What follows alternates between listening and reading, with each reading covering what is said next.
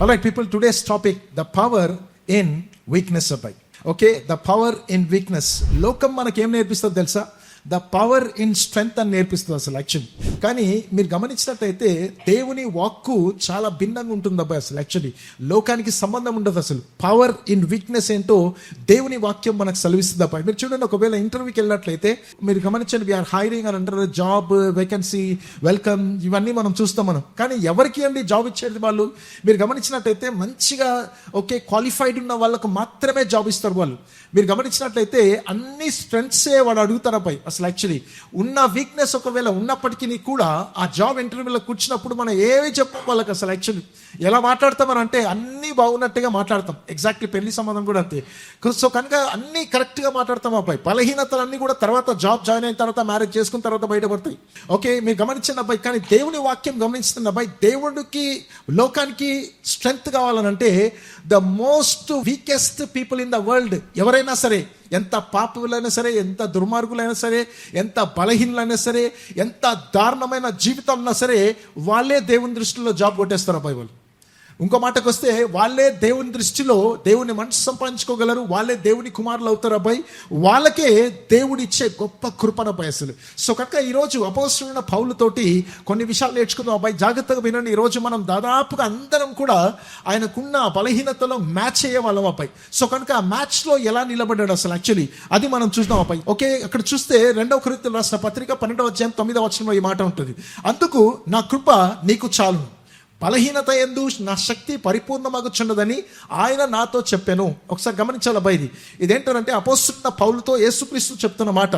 Okay, పౌలా నా కృప నీకు చాలునని చెప్పిండు ఆయన. బలహీనతల యందు యేసు ప్రభు చెప్తున్న మాట, నా శక్తి పరిపూర్ణమగుచున్నదని ఆయన నాతో చెప్పినంటే యేసుక్రీస్తు పౌలుతో చెప్పిండు ఆ మాట. కాగా క్రీస్తు శక్తి నా మీద నిలిచిండు నిమిత్తము విశేషముగా బలహీనత యందే బహు సంతోషంగా అతిశయపడుతును అనే మాట ఉంటుంది. నెంబర్ 2 10లో గమనించండి. ఇప్పుడు మళ్ళీ అక్కడ ఏమంటుందంటే నేను ఎప్పుడు బలహీనుడను అప్పుడే బలవంతుడను అన్నాడు.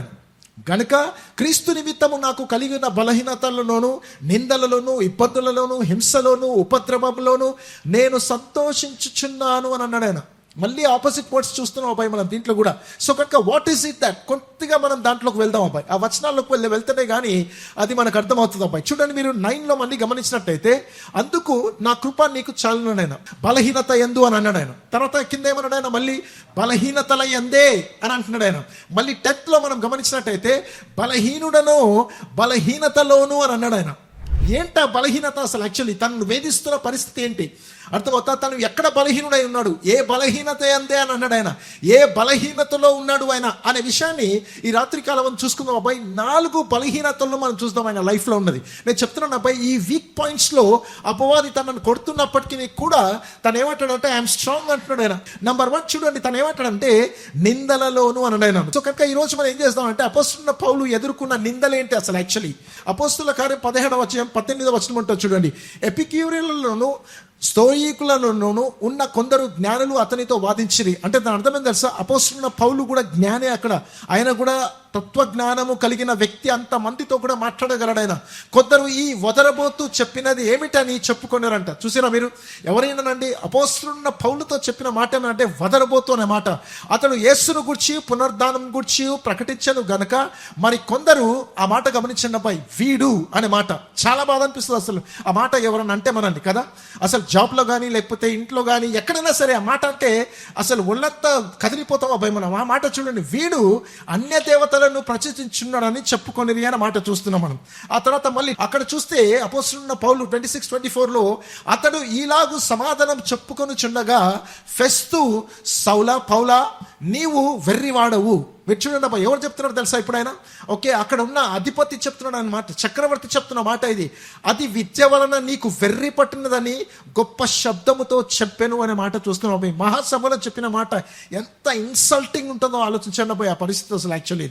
అందుకొరకే చెప్పిండు ఆయన నిందలలోను అని చెప్పి. వై పీపుల్ ఇన్సల్ట్ అస్ అబ్బాయి? అసలు ఎందుకు మనం కొన్ని వర్డ్స్ మీరు గమనించినట్టయితే మీకు తెలుసా, కోపం ఉంటారు అబ్బాయి. అందుకొరకే మన పైన అటువంటి ఇన్సల్ట్ని మనం ఎదుర్కొంటున్నాం. కొంతమంది ఫ్రస్ట్రేషన్లో ఉంటారు అసలు యాక్చువల్లీ, కొంతమంది ఇన్సెక్యూరిటీ ఉంటుంది, కొంతమంది జలసీ తట్టుకోలేరు అసలు యాక్చువల్లీ. దే హర్ట్ అమ్మాయి, వాళ్ళు గాయపడతారు కాబట్టి ఆ గాయాన్ని, ఆ నొప్పిని వాళ్ళు వదులుకోలేక, మానుకోలేక ఇతరుల మీద విసురుతుంటారు అబ్బాయి ఆ గాయాన్ని. కొంతమంది ఎలా ఉంటారు తెలుసా, డిఫెన్స్ చేసుకోనికే ప్రయత్నం చేస్తారు కాబట్టి మనల్ని ఇన్సల్ట్ చేస్తారు అబ్బాయి.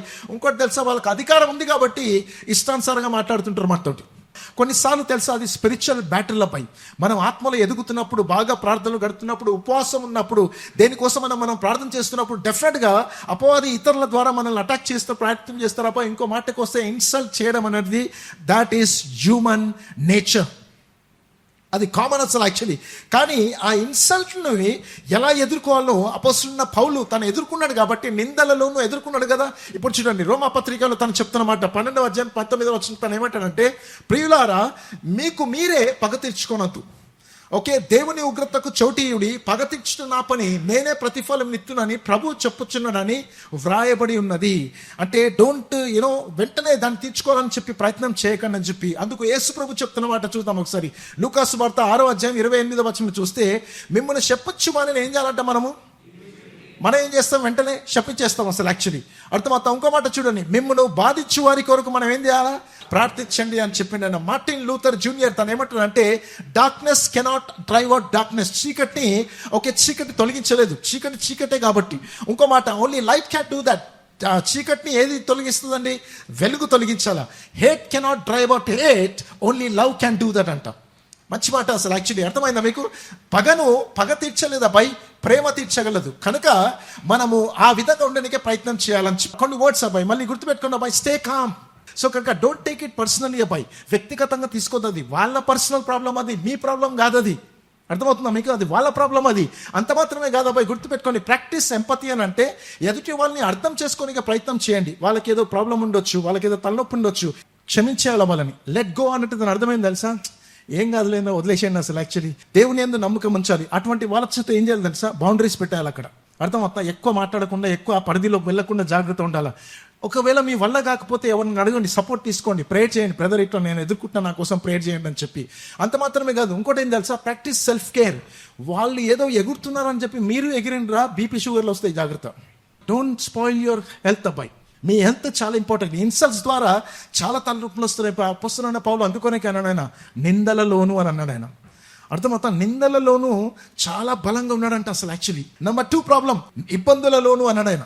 అర్థమవుతా. తను ఎదుర్కొన్న ఇంగ్లీష్లో ఏముంటుంది అంటే హార్డ్షిప్స్. అసలు యాక్చువల్లీ చాలా కష్టతరమైన పరిస్థితులు ఎదుర్కొన్నాడు అబ్బాయి. చాలా యవ్వన టైంలో చనిపోయిన అసలు యాక్చువల్లీ అపోస్తలుడైన పౌలు. ఏంటండి ఆయన ఎదుర్కొన్న ఇబ్బందులు? నెంబర్ 1 చూడండి అసలు యాక్చువల్లీ 2వ కొరింథీయుల రాసిన పత్రిక 11, 22, 24, 25 అబ్బాయి. యూదుల చేత 5 మార్లు, ఒకటి తక్కువ 40 దెబ్బలు తిన్నాడంట ఆయన. అంత మాత్రమే కాదు, 3 మారు బెత్తములతో కొట్టబడ్డాడు ఆయన. ఏమీ చేయలేదు అబ్బాయి, సువార్త మాత్రమే ప్రకటించిండు ఆయన. అందరికీ మేలు చేసిండు ఆయన. ఒక్క కంప్లైంట్ లేదు, ఒక్క దోషం లేదు. ఆయన ఈ విషయంలో ఇరుక్కుపడ్డాడని చెప్పి ఎక్కడ కూడా ఉండదు అబ్బాయి. అపోస్తలుడైన పౌలు చేసిన అద్భుతమైన కార్యం ఎవరు చేయలేదు. కానీ పట్ట ఇబ్బందులు చూడండి ఎలా ఉన్నాయి అసలు యాక్చువల్లీ. ఒకసారి రాళ్లతో కొట్టబడి తిని, 3 మారు ఓడ పగిలి శ్రమ పడి తిని, ఒక రాత్రి పగలు సముద్రంలో గడిపిండంట నాపై. ఒక చిన్న చెక్క ముక్క మీద గడిపింది తెలుసా. మీకు నిజంగా అది కావాలంటే అపోస్తలుల కార్యం 27వ అధ్యాయం చదివితే తెలుస్తుంది అబ్బాయి. ఆ అధ్యాయం అంతా కూడా దాని గురించే ఉంటుంది. ఒక చెక్క ముక్క మీద బ్రతుకు బయటపడతాడు అబ్బాయి. అది లేకపోతే ఎప్పుడో మునిగి వచ్చేవాడు అపోస్తలుడైన పౌలు. మేలు చేసి కష్టాలు ఎదుర్కొన్నప్పటికీ కూడా దేవునికి మహిమకరంగా నిలబడ్డాడు అబ్బాయి. ఆల్రైట్. నెంబర్ 2 ఇంకో విషయం చూడండి. ఇంకో దగ్గర అంటాడు ఆయన అపోస్తలుల కార్యములు 14వ అధ్యాయం 19వ వచనం, అంత్యోకాయ నుండి, ఇకోనియా నుండి యూదులు వచ్చి జనసమూహములను తమ పక్షంగా చేసుకొని పౌలు మీద రాళ్ళు రువ్విరట్ట. తెలుసా, రువ్విరట్ట చాలా ఇంపార్టెంట్. వేసిరంటే వేరు, రువ్వడం వేరు. వేసిరంటే అలా వేసి వెళ్ళిపోయారు అబ్బాయి. రువ్వినంటే తెలుసా, చచ్చేంత వరకు కొట్టిరున్నట్టని. అతడు చనిపోయినని అనుకొని పట్టణము వెలుపలికి అతన్ని ఈడ్చిరి అన్నట్ట. చూడండి అబ్బాయి, ఎంత భయంకరమైన పరిస్థితి ఎదుర్కొన్నాడు అని అబ్బాయి. కానీ మీకు తెలుసా, పరలోకంలో తనకున్నంత స్థానం ఇంకెవరికి లేదనుకుంటా నేను. సిఎస్ లూయిస్ గారు మంచి మాట చెప్తాడు. తను ఏమంటాడంటే, hardships often prepare ordinary people for an extraordinary destiny అనంట. అద్భుతమైన మాట ఇది. అర్థమైతే దేవుడు మనకు ఒక ఎక్స్ట్రాడినరీ డెస్టినీ మనకు పెట్టిండు కాబట్టి, ఆర్డినరీగా ఉన్న ప్రస్తుత కాలము ఈ హార్డ్షిప్ గుండా మనం వెళ్తున్నాం అబ్బాయి. Your day will come, God will bless you. అర్థమవుతా? ఈ రోజు ఆ ఇన్సల్ట్స్ని, ఈ రోజు ఆ హార్డ్షిప్స్ని, ఈ రోజు మీ సూపర్వైజర్ కానీ, మీ అప్పుల బాధలు కానీ, కష్టాలు కానీ, అనారోగ్యం కానీ, what ever it is people, దాన్ని ఎదుర్కొంటా జాగ్రత్త వెళ్ళినామా, దేవుడు ఆత్మకార్యం అద్భుతం జరిగిస్తాడు. అబ్బాయి అదే అపోస్తలుడైన పౌలు అదే ఇబ్బందులను ఉంటూ కూడా తను ఏమంటాడంటే ఫిలిప్పీలకు రాసిన పత్రిక 4:6 ఈ మాట అంటాడు ఆయన, దేనిని గురించి చింతింపకుడి కానీ ప్రతి విషయంలోనూ ఏం చేయాలంటే మనం 3 విషయాలు చెప్పిండు ఆయన. ప్రార్థన చేయాలి. చెప్పండి మీరు అందరు, ప్రార్థన. రెండవది ఏం చేయాలంట? విజ్ఞాపనల చేతను కృతజ్ఞతాపూర్వకంగా మీ విన్నపములు ఎవరికి సమర్పించుకోవాలంట? మనము దేవునికి తెలియచేయుడు అబ్బాయి, మనుషులకు కాదు. అర్థమవుతా? దేవునికి తెలియచేయడు. దేవుడు తప్పకుండా తన ఆత్మకార్యం జరిగిస్తుంది అబ్బాయి. ఫాస్ట్గా ఒకసారి ఈ వీడియో చూద్దాం అబ్బాయి. రీసెంట్గా జరిగింది అసలు యాక్చువల్లీ సౌత్ వెస్ట్ ఎయిర్లైన్ అది ప్యాసింజర్ని తీసుకుని వస్తుంది అబ్బాయి. అసలు యాక్చువల్లీ ల్యాండ్ అవుతుంది ఫ్లైట్ అది. అంతలోపే పైలట్ చూసింది అబ్బాయి, ముందు ఒక బిజినెస్ జెట్ ముందుకు వస్తుందంట. అది ఇది టేక్ ఆఫ్ చేయడానికి వస్తున్నాడు, మీరు ల్యాండ్ చేసింది అదే రన్వేలో ఉంది. అది అద్భుతం అసలు. యాక్చువల్లీ మీకు చెప్పాను అబ్బాయి, ఆపదలు వచ్చినప్పుడు, ఇబ్బందులు వచ్చినప్పుడు, కష్టాలు వచ్చినప్పుడు టేక్ ఆఫ్ చేసుకోవడం నేర్చుకోండి అబ్బాయి. అసలు యాక్చువల్లీ ఊరికైనా బ్రతకడం తమ సంగతి అబ్బాయి. పైలట్ నడిపించడం గ్రేట్ కాదు. మీకు చెప్పాలా, ఈ పైలట్ ఈ ప్లేస్లో ది గ్రేట్ పైలట్ అని చెప్పాలి అసలు. యాక్చువల్లీ ప్యాసింజర్స్ని కాపాడుకునే విధానం చూడండి అబ్బాయి, అద్భుతం అసలు. యాక్చువల్లీ అలా టేక్ఆఫ్ అయింది అబ్బాయి, మళ్ళీ ఎప్పటికి వచ్చి కింద పెట్టుకుంటారు తర్వాత సంగతి, కానీ అది మాత్రం సూపర్ అబ్బాయి అసలు. యాక్చువల్లీ అందుకొరకే మీకు తెలుసా, నేను చెప్పేది ఏమనంటే, ఇబ్బందులు వచ్చినప్పుడు try to escape from their people. దేవుడు అద్భుతంగా సహాయం చేస్తాడు. ప్రభువా ఆపదలో నాకు సహాయం చేయమన్నప్పుడు దేవుడే తన ఆత్మకార్యం జరిగించి మిమ్మల్ని ఆదుకొనును గాక. కమాన్, హల్లెలూయా. అలానే అబ్బాయి 3వ సంగతి మనం వెళ్దాం అసలు. యాక్చువల్లీ హింసలు నాపై అపోస్తలుడైన పౌలు ఎదుర్కొన్న హింసలు భయంకరం అసలు. పర్సిక్యూషన్ అని అంటాం మనం ఇంగ్లీష్లో దీన్ని. మనం మళ్ళీ వెళ్దాం అసలు. యాక్చువల్లీ ఆయన దగ్గరికి వెళ్దాం. సార్ మీరు ఎదుర్కొన్న పరిస్థితి ఏంటి? అపోస్తలుల కార్యము 16:23 చూడండి. వారు చాలా దెబ్బలు కొట్టిరంట ఆయనని. అర్థమైందా? చాలా దెబ్బలు కొట్టి వారిని చెరసాలలో వేసి భద్రంగా కనిపెట్టవాలని చెరసాల నాయకులు ఆజ్ఞాపించరండి. ఏం చేసిండన్న ఆయన? దయ్యం పట్టిన ఆమెని, స్త్రీని వెళ్ళగొట్టిన అంతే, ఆ దయ్యాన్ని పడగొట్టేసింది అంతే. అక్కడి నుంచి వాళ్ళు బిజినెస్ దెబ్బతిన్నదని చెప్పి అపోస్తలుడైన పౌలు పైన నింద వేసి రోమా కారాగారితో శిక్షించిన పై చాలా దెబ్బలు కొట్టి, ఇంగ్లీష్లో ఏమంటారు అంటే ఫాక్డ్ అని ఉంటుంది, అంటే అసలు స్కిన్ తీసేసారు అన్నట్టు, అక్కడ అంతా కొట్టేసారు అన్నట్టు. వాళ్ళని కొట్టి తీసుకెళ్లి జైల్లో పడేసారు అబ్బాయి. అక్కడ అద్భుతం చేసింది దేవుడు. తర్వాత సంగతి ఆ టాపిక్ అది. మళ్ళీ 28వ అధ్యాయానికి వెళ్దాం ఇప్పుడు. అక్కడ చూడండి అపోస్తలుడైన పౌలుని ఎలా వాళ్ళు ఎదుర్కొన్నారు అబ్బాయి. పౌలు 2 సంవత్సరములు పూర్తిగా తన అద్దె ఇంట కాపురం ఉండి, అంటే అద్దె అంటే తన అర్థం ఏంటో మీకు అది హౌస్ ప్రిజన్ అని అంటది. హౌస్ ప్రిజన్లో పెట్టిరండి. తన యొద్దకు వచ్చిన వారందరినీ సన్మానించి ఏ ఆటంకము లేక పూర్ణ ధైర్యంతో దేవుని రాజ్యం గురించి ప్రకటించుచు ప్రభు అయిన యేసుక్రీస్తును గుర్చిన సంగతులు వారికి బోధిస్తూ బలపరుస్తూ నడిపిస్తూ వచ్చిందంట నాపై. అపోస్తలుడైన పౌలు ఎదుర్కొన్న విధానం అలా ఉంది పర్సిక్యూషన్లో. మీకు తెలుసా, జాబ్ చేసేటప్పుడు చాలా హల్లెలూయా వెళ్తున్నాం అని అంటారు మనని. తెలియదు జనాలకు అబ్బాయి, కాబట్టి అటువంటి మాటలు మాట్లాడతారు. వెంటనే డిస్కరేజ్ కాకండి, వాళ్ళ కోసం మానేయకండి, వాళ్ళ కోసం బైబిల్ రీడింగ్ మానేయకండి. ఎరా బైబిల్ చదువుతున్నావు అంటే బైబిల్ రీడింగ్ మానేస్తారా మీరు? అర్థమవుతా? No people don't do that. అర్థమవుతున్నా? ఎందుకంటే మీరు గమనించినపై సృష్టికర్త అయిన దేవుడు ఆయన సిలువలో వేలాడుతున్నప్పుడు ఆయన ఎదుర్కొన్న హింస ఎంత భయంకరమో తెలుసా మీకు అసలు. యాక్చువల్లీ అక్కడ చూడండి అబ్బాయి, కొందరు ఆయనను అరచేతులతో కొట్టి, క్రీస్తు నిన్ను కొట్టినవాడు ఎవడో ప్రవచింపమని చెప్పారంట. ఆయనకు తెలియదు ఆయన కొట్టిన వాడిని ఎవరు. మీకు తెలుసా అసలు? యాక్చువల్లీ ఎందుకు ప్రవచించలేదు తెలుసా ఆయనకు? వాళ్ళు చెప్పినట్టుగా నాపై, ఎందుకంటే కొట్టిన వాడిని కూడా ప్రేమిస్తున్నాడు కాబట్టి వాడిని క్షమించి అదో అక్కడ వేలాడిండి అబ్బాయి. ఆ ఉమ్మి వేసిన వాడిని కూడా క్షమించింది ఆయన, కాబట్టి నిలబడ్డాడు ఆయన. అందుకొరకే యేసు ప్రభు ఏమన్నారు తెలుసా? గమనించండి ఈ మాట, మత్తయి సువార్తలో ఉంటుంది అబ్బాయి. ఓకే, ఈ మాట 5వ అధ్యాయం 10వ వచనంలో, నీతి నిమిత్తము హింసింపబడు వారు ఎవరంట? వాళ్ళు ఎంతో ధన్యులు అన్నట్టు. వాళ్ళు అంత మాత్రమే కాదు, ఇక్కడ ధన్యులు మనము, పరలోకంలో ఎవరంటారు మనము? ఆ రాజ్యం వారిదంటారు. అర్థమవుతా? పరలోక రాజ్యం వారిది. హల్లెలూయా. వెళ్తున్నాడు అన్నాడు, మీరెంతో ధన్యులపై చెప్తున్నా మీకు. నేను ఫ్రెండ్స్ ద్వారా ఇప్పుడు ఎదుర్కొంటున్నారా? కమాన్ పీపుల్, మీరంతా బ్లెస్డ్, ఇంకెవరు లేరు అసలు. యాక్షన్ ఈ కొటేషన్ చూడండి ఎంత బాగుంటుంది అబ్బాయి. హింస అనేది బలహీన హృదయం కలిగిన వారి ఆహారాన్ని చెదరగొట్టే గాలి, కానీ నమ్మకస్తులైన వారి హృదయాలను ప్రజ్వలింపచేస్తుందంటారు. అర్థమవుతా? పర్సిక్యూషన్ వాళ్ళు రెచ్చగొడుతుంది అబ్బాయి, దేవుని కోసం నిలబడండి అని చెప్పి. లాస్ట్గా అబ్బాయి హింస అయిన తర్వాత అపోస్తలుడైన పౌలు చెప్తున్నాడు ఆయన, ఉపద్రవములోను. చెప్పండి మీరందరూ కూడా. అక్కడ ఏంటనే ఎదుర్కొన్న ఉపద్రవం. మళ్ళీ ఓకే, 1 కొరింథీయుల రాసిన పత్రిక 11:27 చెప్తున్నాడు ఈ మాట, ప్రయాసతోను. చూడండి అబ్బాయి ఈ మాట అందరు చదువుదాం ఒకసారి. ఎలా అపోస్తలుడైన పౌలు ఎదుర్కొన్నాడు జాగ్రత్తగా చూడండి అబ్బాయి. ఇవన్నీ మనం ఎదుర్కొంటూ ఉన్నాం మనం అసలు. యాక్చువల్లీ ప్రయాసతోను, అందరం కలిసి చదువుదాం. ప్రయాసతోను, కష్టముతోను, తరచుగా జాగారములతోను, ఆకలి దప్పులతోను, తరచుగా ఉపవాసములతోను, చలితోను, దిగంబరత్వముతోను ఉంటేనే ఇంకాను చెప్పవలసిన అనేకములు ఉన్నాయి.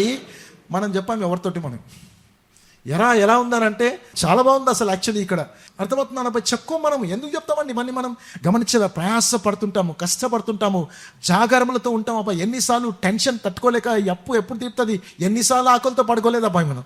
అంతేమాది కాదు, తరచుగా ఉపవాసంలో ఉన్నాం మనం, చలితో దిగంబరత్వంతో, ఇంకా చెప్పుకోవాల్సినవి చాలా ఉన్నాయి అబ్బాయి.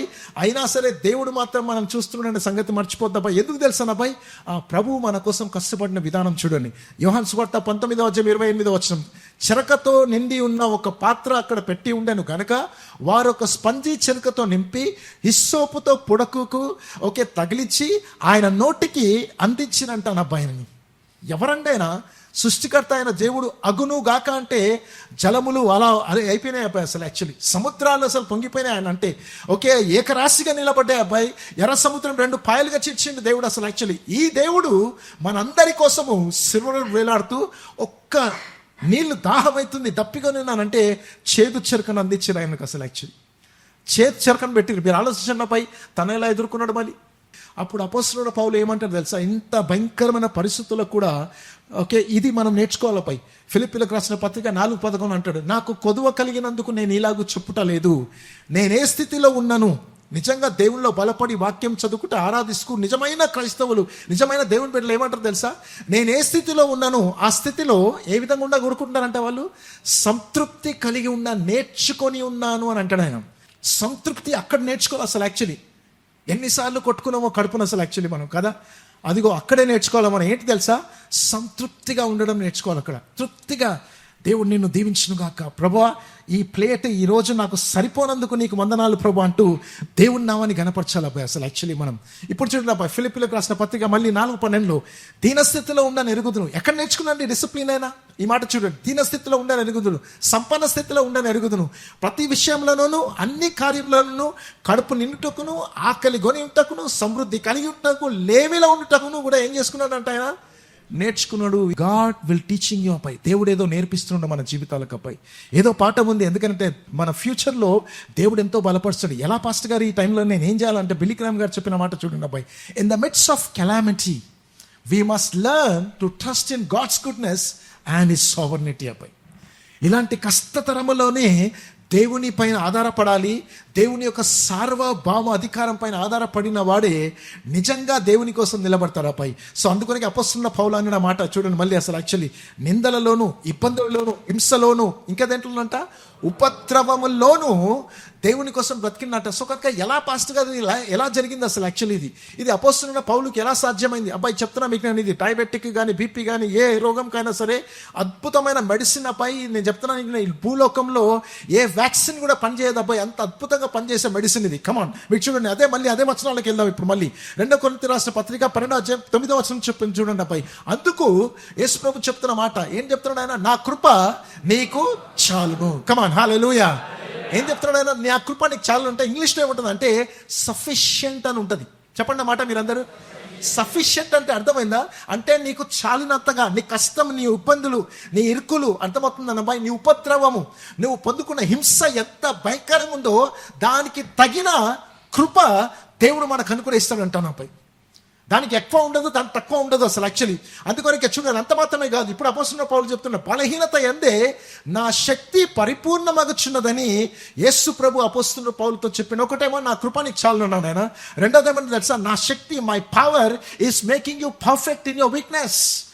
సో కనుక ఇప్పుడు ఏంటండి, ఇప్పుడు ఆయన చెప్పాల్సింది కాగా క్రీస్తు శక్తి నా మీద నిలిచి ఉండే నిమిత్తము ఇప్పుడు నాకు ఆ కృప కావాలి, ఆ శక్తి కావాలి. ఇప్పుడు నేను అబ్బాయి జాగ్రత్త వినండి, మనం ముగించుకుంటాం. మనం ఇంత భయంకరమైన హింసలో, బలహీనతలో వాడు ఎవరో తిడుతుంటే ఎలా తట్టుకోవాలండి నేను అసలు యాక్చువల్లీ? ఇంత ఉపద్రవంలో, ఇంత కష్టంలో, ఈ అప్పులు, బాధలు ఎలా తెచ్చుకోవాలండి నేను అన్నట్టే.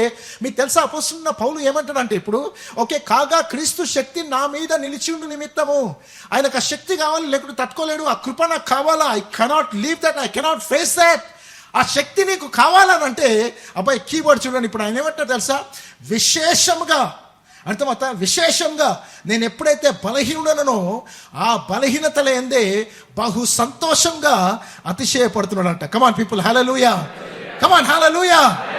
అర్థమైందా? ఆ ప్లేట్ని చూసి, ఆ కష్టం చూసి, ఆ శాలరీని చూసి అబ్బాయి అర్థమైందా, ఆ అప్పులను చూసి దేవుని యందు అతిశయించాల. ప్రభా నన్ను ఎన్నుకున్నావు ప్రభా, ఈ పరిస్థితిని నేను ఎదుర్కోనికేనని చెప్పి. అంత మాత్రమే కాదు, నేను ఎప్పుడు బలహీనుడనో అప్పుడే బలవంతుడు అంట. ఎప్పుడు బలహీనుడు?